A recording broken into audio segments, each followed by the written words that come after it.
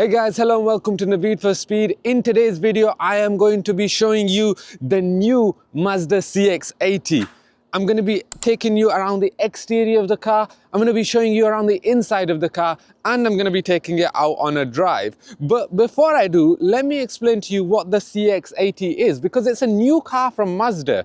It's based off the CX-60, which obviously is a compact SUV. This is slightly larger than that, but it's based off the same architecture. It comes as a 6-seater and a 7-seater versions as well. I'll explain about the trims later in this video, but this is now the flagship model that Mazda offers. In some markets, they have a CX-90, which is slightly larger than even this. But here in the UK, the CX-80 is going to be the flagship model, the largest model that they offer. So I'll show you around the exterior, and we'll start with the front. So at the front, you'll notice, to begin with, this typical Mazda grille, the 5-point grille, because it has 5 points in it. Very recognizable to Mazda cars. You see the big Mazda badge in here, which Mazda have started to use more recently on their cars. This more sort of almost like a 2D badge.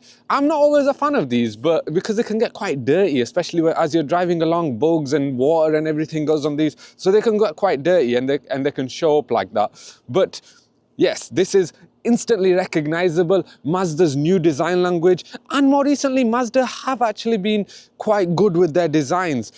They've employed Japanese thinking, Japanese way of designing their cars, and I'll show you more about some of those features inside the car, how they've tried to utilize the space in there to create a luxurious experience. You get the signature Mazda headlights on the side over here, and it just sort of ties the whole front end of the car in together. It makes the front end of the car have this sort of nice personality, actually. This very sophisticated, sleek design, which is bound to appeal to many people. As we move towards the side of the car, you'll notice that this car is sat on 20-inch wheels in this sort of black wheels design, this sort of black color. That's because the car that I have is the Homura spec. Now you can get this car in an entry-level exclusive line spec, which comes with 18-inch alloy wheels, and then you get the Homura and upwards of that. So you got Homura, Homura Plus, Takumi and Takumi Plus. All those versions of the car come with 20-inch alloy wheels. I'll explain a little bit more about some of the features that you get in the higher specs, particularly on the interior of the car. But these wheels look pretty straightforward, not too bold in their design. Again, bound to appeal to many people. As we keep going towards the side of the car, you'll notice little features like this sort of area here on the front wing, which, I mean, here it says inline 6. And you'll notice this inline 6 basically means that the one that I have here today is the diesel version. It's a 3.3 litre inline 6 diesel, which produces 254 horsepower. Now there is a plug-in hybrid version, and I am planning on driving that one as well. So make sure you stay tuned to this channel and subscribe if you want to see that one. But the reason why I'm driving the diesel is because it's supposed to be, well, relatively economical. I'm going to take it out on the road later in this video, and I'm going to show you exactly what it feels like to drive the diesel. Is it comfortable? Is it refined? And how well does it tackle corners? I'll talk a little bit more about that later. But as we come towards the side of the car, you'll notice the length of the car. The car is just shy of 5 meters long. So it's quite a large car. It's got 3.1 meter wheelbase. So the wheels are quite pushed relatively far out. So that should mean that you get loads of legroom inside. But in terms of the design here on the side of the car, there isn't a lot of features. There's not a lot in the way of sharp edges or a line that tends to go along the side of the car. It's just pretty, I think the best way to describe it is not plain. It's just quite, there's a lot of metal going on here. That's how to describe it. But again, that should translate to a lot of space inside. Let's continue going further towards the back of the car, because you'll notice here now it gets a bit more chrome heavy, which you'll notice throughout the car there's chrome features as well. But this is supposed to add sophistication to this design. Back here sort of again ties in with the rest of the car. There's nothing too bold in terms of its design. It's meant to be sophisticated, and it's also supposed to be able to open the boot with just swiping your leg. I'll quickly go, I don't actually have the keys on me, so I'll just go grab the keys and let's test that. So let me show you the boot. Now, the boot should open using your foot. If you just swipe your foot under the bottom, and I'm actually quite glad that worked first time. That's pretty nice. It's always a good test to see how responsive these convenience systems in the car are. And yeah, that one I'm quite happy it worked first time. Anyway, inside the boot, you'll notice the the third bench of seats are up. So what you have here is around 258 liters of boot space. If I put these seats down, which I don't fully know how to do. Oh, wait, what have I done there? There we are.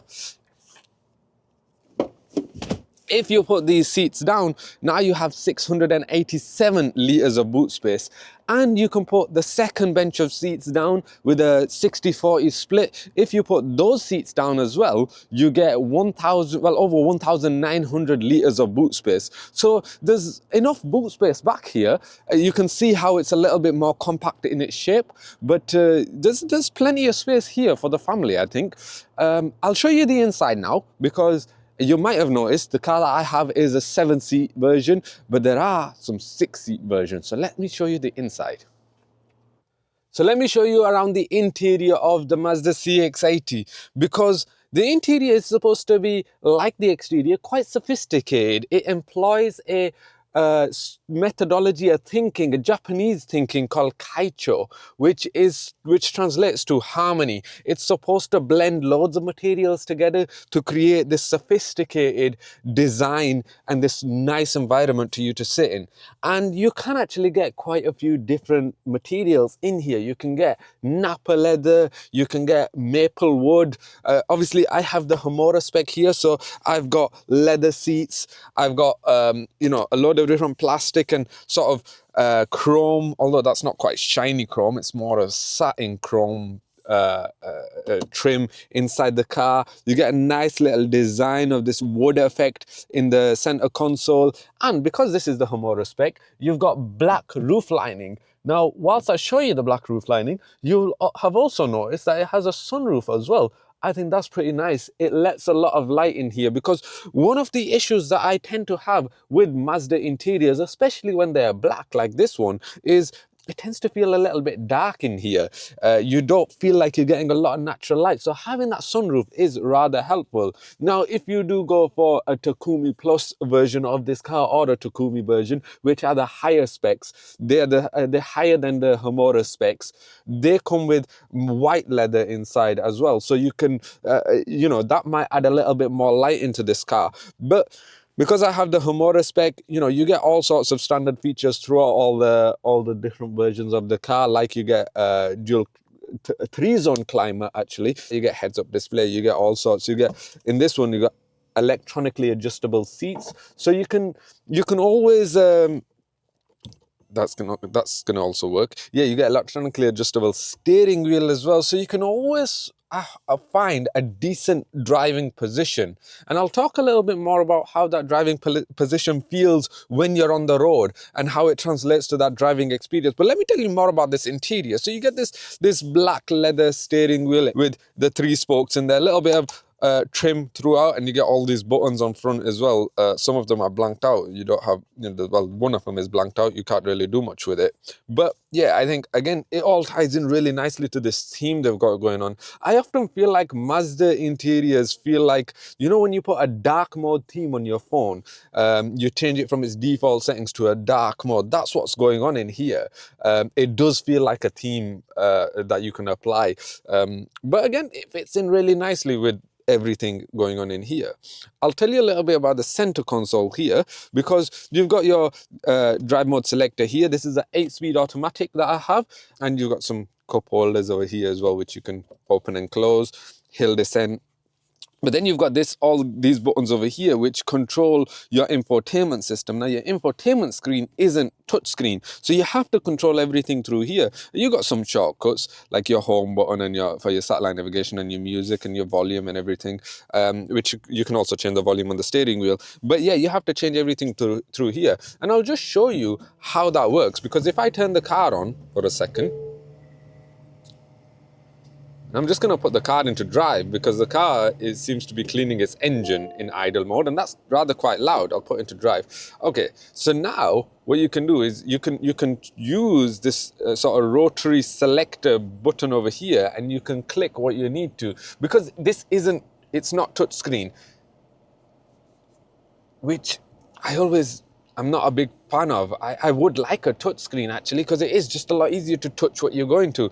Although that being said, it makes sense in a way because this is a rather large car. So if you are sat driving along, you don't want to be reaching over. So yeah, that does help. That it's really comfortable for you to be resting your arm here, and you can just move whatever you need to and change what you need to. So I suppose it works in a way, which is good. But yeah, again, the infotainment system has this sort of dark theme to it as well. You'll notice here, if I click through to certain settings, you'll notice it's dark. I'm sure you'd be able to change that in vehicle displays. Let's see if you can center display. Let's see if you can change that. Ah, here you go. Oh well, that's just a day and night mode. What's the night mode? Oh, it's even darker. Okay, let's change it back to automatic. Brightness. Ah, okay, you can turn the brightness up. Fair enough. Anyway, you get this. That's a 12.3-inch infotainment screen, which is decent size here. It doesn't come in the way of the driver's view. You also got a digital instrument cluster in front of the driver, which I'll tell you a little bit more about how that feels when I'm out on the road, because right now I wouldn't be able to give you a good enough judgment as to how easy it is to read those different functions on there. But it looks quite crisp, it looks quite clean, it looks again like it ties in with the whole theme of the rest of the car.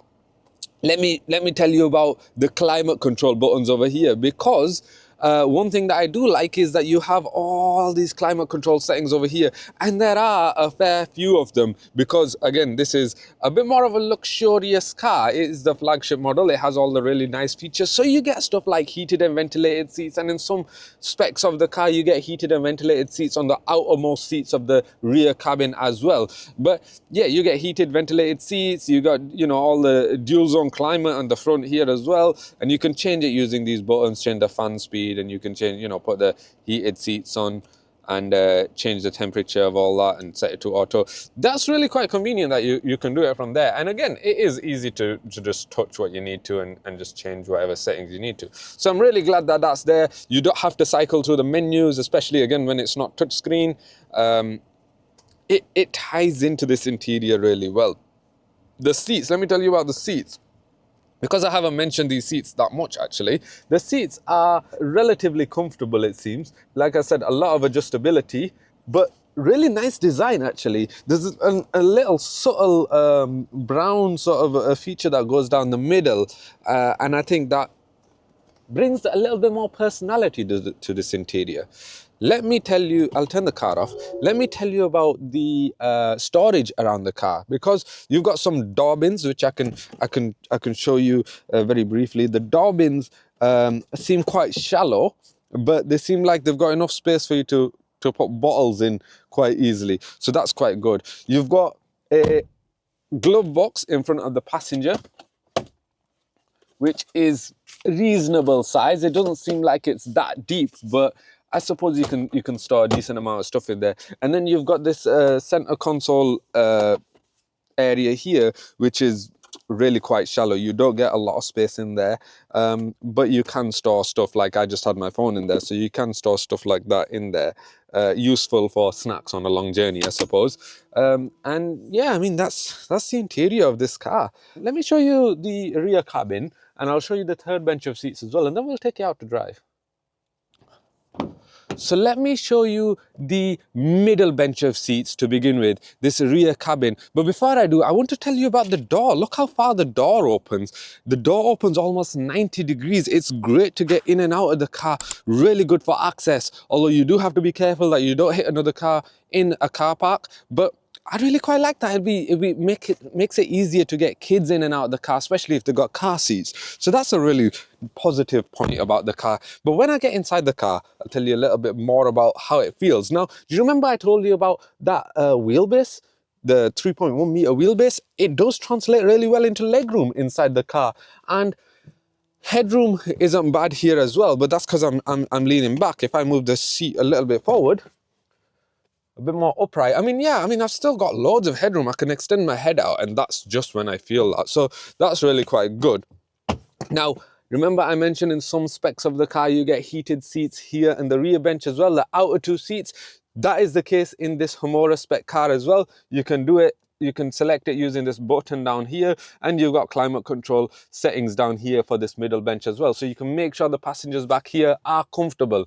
Now, because I've got the Homura spec car, I've got it in a 7-seat version. But in some versions of this car, you can get this car in a 6-seater version. So what that means is you don't have this middle seat, and so you can walk straight through the back. Now, in the Takumi Plus spec, you can get it with 7 seats. No, sorry, you can get that with 6 seats, but you can get it with 2 seats here in the middle bench and a center armrest over here. So it just means that the passengers in the middle bench will be more comfortable. But if you have families and you need, access to the rearmost seats more often, for kids to get in and out the back quite easily, then go for one of those Homura or Takumi spec cars, because that should make things a little bit easier. I'll try and get my hands on one of those and tell you exactly what that's like. But generally, I feel like there's loads of space. Yes, you do get a transmission tunnel for your feet for this center bench of sort of the center passenger over here.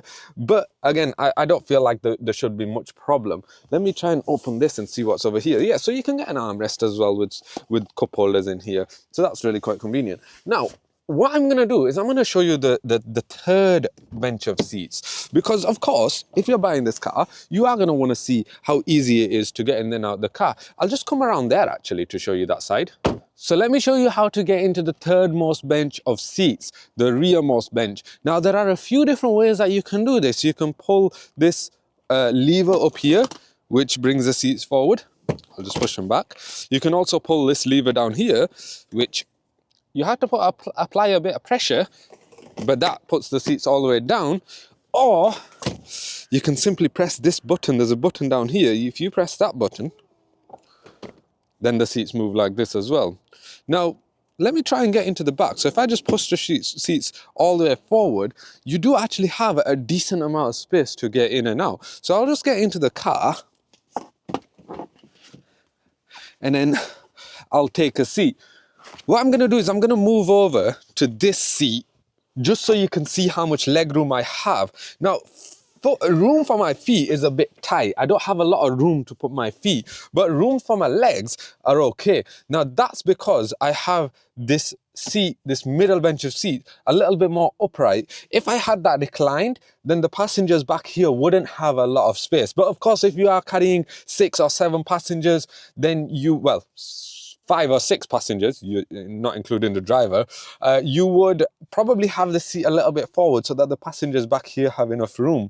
You do get cup holders back here. There are cup holders on either side. You also get these vents over here, so passengers back here are not too cold or not too warm, depending on what the temperature is like. So there are some creature comforts back here, but it's not, it's going to be cramped. You've got to expect that in a third bench of seats. But if you need the capability for families, especially for children back here, then I think it's perfectly good. Again, because of this dark theme, you don't get a lot of light back here, especially if you put the seat all the way back. Now,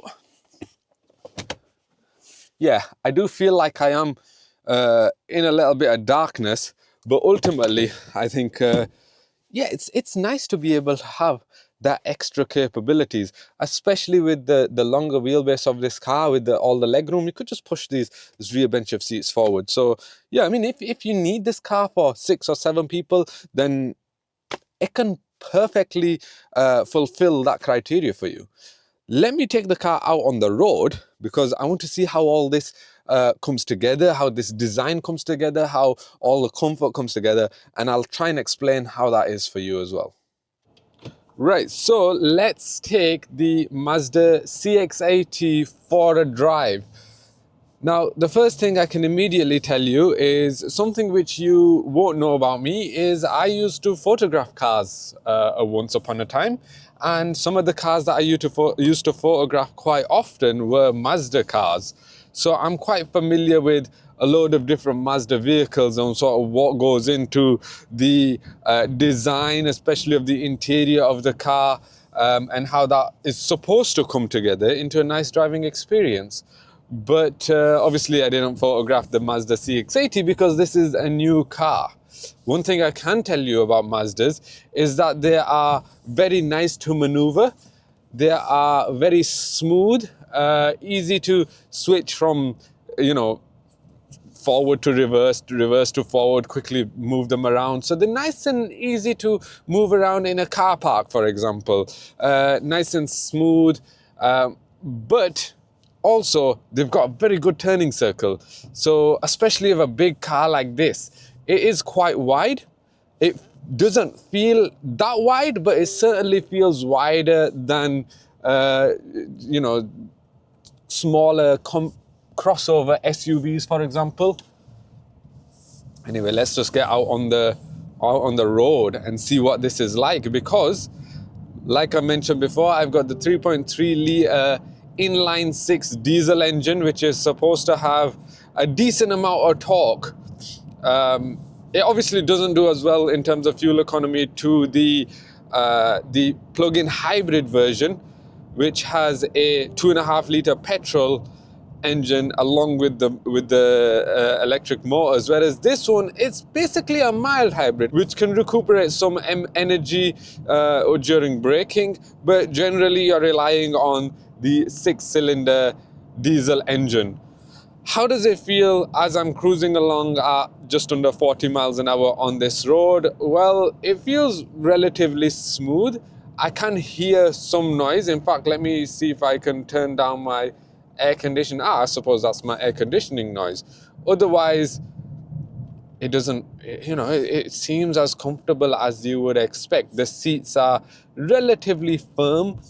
So is the suspension actually on these bumps and potholes on this road. I can feel them. I'm certainly more aware of them than I thought I would be in an SUV, but it's not so much, it's not excessive amounts of feedback in terms of on the bumps through the suspension or through the seat. So it still does have a refined and luxurious driving experience, but you certainly get the feeling that they have tailored this a little bit more towards a sportier drive, one that if you were to take it on more dynamic roads, you will get more of a rewarding experience. As I'm driving it around some of these bends here, I'm noticing that there's not a lot of lean.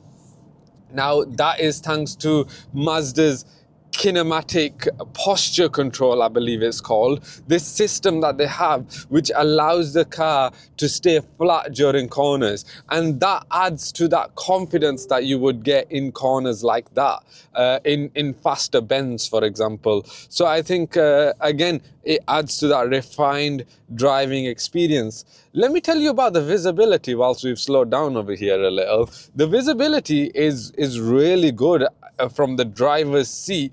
I feel like I'm sat quite high up in the vehicle with the steering wheel quite low, which means that I've got a lot of visibility out the front, and I can see, well, the whole of the bonnet, but I can also see almost immediately in front of the bonnet. I've got a good view out front. Out the back, obviously it depends on how much seats you've got up. I've got the third most bench of seats down, so I've got decent visibility out the back. But yeah, the mirrors are decent size. The pillars don't come in your way that much. In fact, I feel like I'm doing better in terms of visibility with these pillars than I would in most other modern cars. So I think that's a positive. Now, how does it feel to use the rest of this system? How does it feel to use the infotainment, the instrument cluster? Well, you know how I mentioned that the writing is really small. It does feel like you are using a theme on a mobile phone, for example, but the information that I need crucially right now is speed, and I get that right in the front, right in the front and center. And I'm sure I can change different settings on here using some buttons. I don't know which ones. Yeah, I'm not figuring that out. If you know how to do that, if you know how to change the infotainment screen in terms of what information it's displaying, let me know in the comments. But otherwise, yeah, I mean, I've got the heated seats on right now. I've got the climate control on. And even though I am on the country, in the countryside, I am on more dynamic roads. We're just gonna pick up the speed a little bit. The speed limit on this road is a little bit higher, but the road isn't the best road surface. It is bumpy, which I suppose is a good way of testing that ride quality. You might be able to hear a little bit of stuff, not rattling, but just sort of responding to the bumps in the road. It's not the flattest surface. You can see it in that camera how much, you know, it might be moving around. But I am feeling it more than I would have liked to have felt it in a luxurious flagship SUV, for example. Of course, this car comes with all-wheel drive.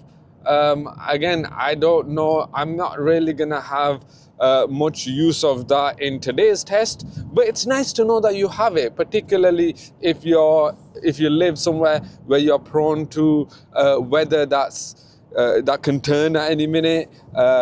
You know, it's always good to have the capability, and again, it adds to that confidence as you go into bends, as you go into corners, as you're driving a bit more dynamically. So that's nice to have. Now, let me tell you about the price of the Mazda CX-80, because the entry-level exclusive line, which gives you the 18-inch alloy wheels and it gives you a load of standard features, that starts at around £49,000 roughly. And then obviously you can spec your car. You can get the Homura spec and the Homura Plus spec. You can get the 6-seater versions. You can get different interior materials. You can get more trim on the exterior, including the chrome trim and some signature stuff. You can get the Takumi version, which comes with white leather and even more features. You can get a load of different specs, and the very top level, we're talking the Takumi Plus, that has everything in there. It's meant to be the most luxurious version of the car. That one starts at around we're talking close to £60,000. So it is a considerable amount of money, especially for a car which, you know, I suppose, I mean, this car is brand new, but I suppose other versions of Mazdas have struggled against competitors in some ways or another in the past. But of course, with it being Mazda, you're bound to get reliability, you're bound to get great safety. I mean, NCAP safety rating is 5 stars. It's got a load of really cool safety features, including cross traffic monitoring. It can automatically brake when you're reversing if somebody or a car is coming. It can alert the driver if it feels like the driver is getting tired. It can monitor the driver. It's got lane keep assist and all those systems which can throw you back into the lane. I said throw is probably not a good word. It can ease you back into the lane if it sees that you are coming slightly out of the lane. So it's got stuff there that can keep you safe when you're on the road. So ultimately, I think as an entire package, if we look at this car, it does offer a slightly more luxurious driving experience with that added design element. It's meant to be stylish, and it's safe and reliable. So I think ultimately, where this car doesn't necessarily excel in one way or another, I think it's kind of a jack of all trades. It's a bit of a safe bet if you need it. It's just about good in pretty much everything that it does. So that's the Mazda CX-80. I would like to know your thoughts on the CX-80. Let me know what you think. Let me know if you're interested in buying one, and of course, thank you very much for watching this video. Make sure to subscribe so you can support the channel, and I hope to see you on the next video. Thank you and take care.